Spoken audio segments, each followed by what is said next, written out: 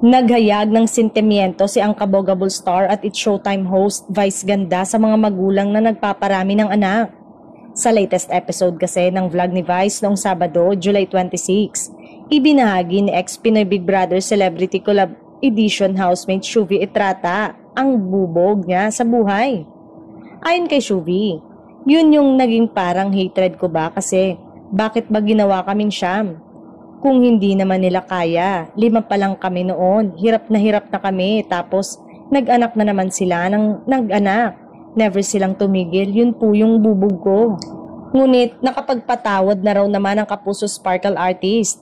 Naging daan umano ang bahay ni Kuya para mahiya ang kanyang mga magulang dahil sa isang episode ng PBB ay inilabas niya ang kanyang saloobin sa pamilya. Dapat talaga mahiya yung mga magulang, sabi naman ni Vice. Kasi 'di ba, laging sa lipunan, mas nire-require yung mga anak na mahiya sa kanilang mga magulang. Pero dapat ang mga magulang mahiya rin sa kanilang mga anak.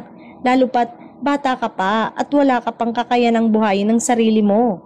So nakadepende yung uri ng buhay mo sa kung anong uri ng buhay ng ibinibigay sa'yo ng mga magulang mo. Kaya kung lumaki ka ang hirap-hirap ng estado mo, kagagawan nyo ng magulang mo, kaya dapat nahihiya rin yung magulang mo. Dugtong pa ng ang kabogable star. Ito ang dahilan kung bakit madalas nililibre si Shuvi ng kaibigan at kapwa niya housemate na si Ashley Ortega.